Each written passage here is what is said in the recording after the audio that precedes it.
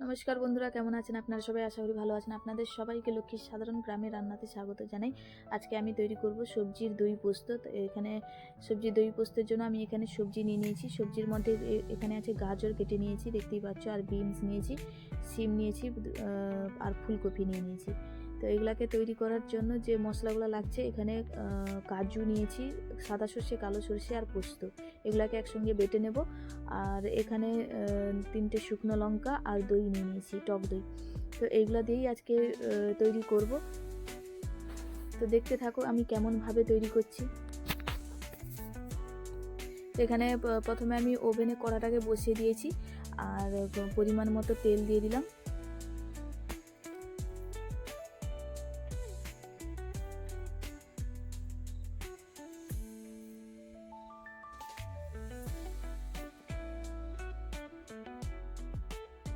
তেলটা গরম হয়ে গেছে, এবার এতে ফোড়নের জন্য শুকনো লঙ্কা দিয়ে দিলাম।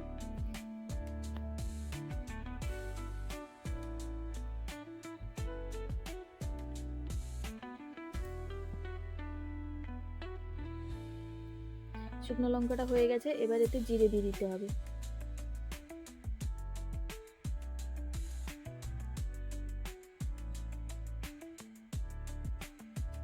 জিরেটা হয়ে গেছে, এবারে এতে সবজিগুলো দিয়ে দিতে হবে।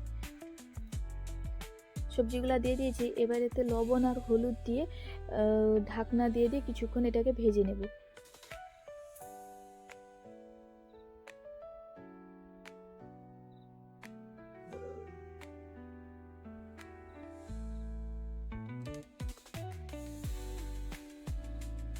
সবজিটা দেওয়ার সঙ্গে সঙ্গে কিছুক্ষণ ঢাকনা দিয়ে রেখেছিলাম, কেননা যাতে জিরের যে ফোড়নের যে গন্ধটা, সেটা যাতে বেশি বাইরে না যায়, মানে সবজির সঙ্গেই মিশে যায় যাতে।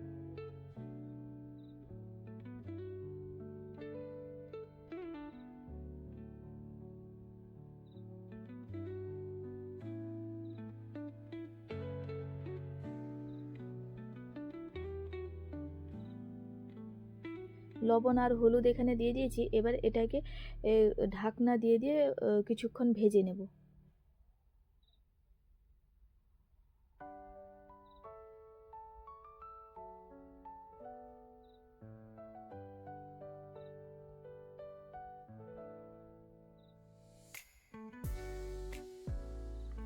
দেখতেই পাচ্ছ সবজিগুলো কিন্তু কিছুটা ভাজা হয়ে গেছে।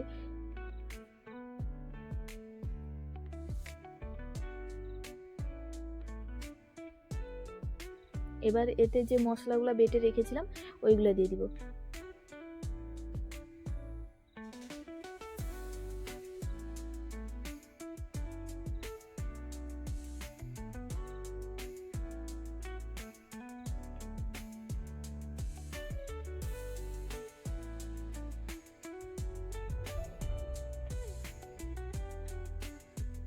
এবার এতে আমি টক দই দিয়ে দিব। টক দইয়ের সঙ্গে সামান্য 1 চামচ মতো চিনি মেশানো আছে।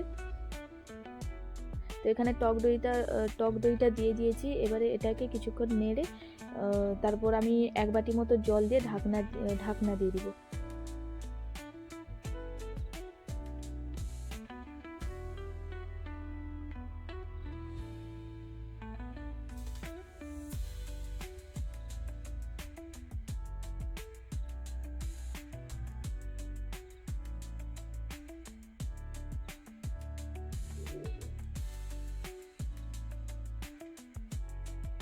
এটা কিন্তু খেতে খুবই খুবই খুবই স্বাদের হয়, খুবই ভালো লাগে।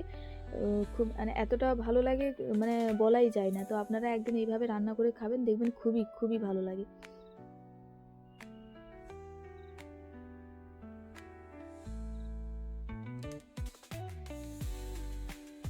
এবার এতে আমি 1 বাটি মতো জল দিয়ে দিলাম।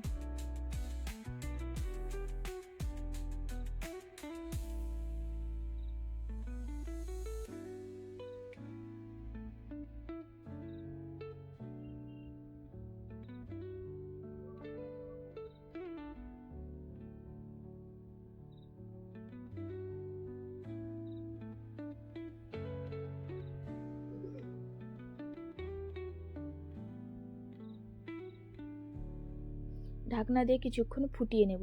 যাতে সবজি বা মানে সবজিগুলো যে কিছু মানে যে যতটুকু সেদ্ধ হতে বাকি ছিল ওগুলো যাতে সেদ্ধ হয়ে যায়। তো এখানে ঢাকনাটা খুলে নিয়েছি, দেখতেই পাচ্ছ সবজিগুলো অনেকটা হয়ে গেছে, সেদ্ধও হয়ে গেছে। এবারে এগুলাকে আর কিছুক্ষণ ফুটিয়ে নেব। দেখতেই পাচ্ছ অনেকটা কিন্তু মানে শুকিয়ে এসছে। এবারে এটাকে নামিয়ে নেব একটু সামান্য 1 চামচ মতো ঘি দিয়ে।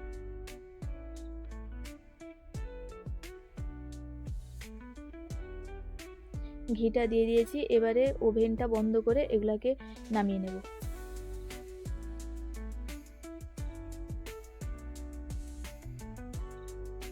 তো এখানে দেখতেই পাচ্ছ আমি নামিয়ে নিয়েছি, একটা প্লেটে বের করে নিয়েছি।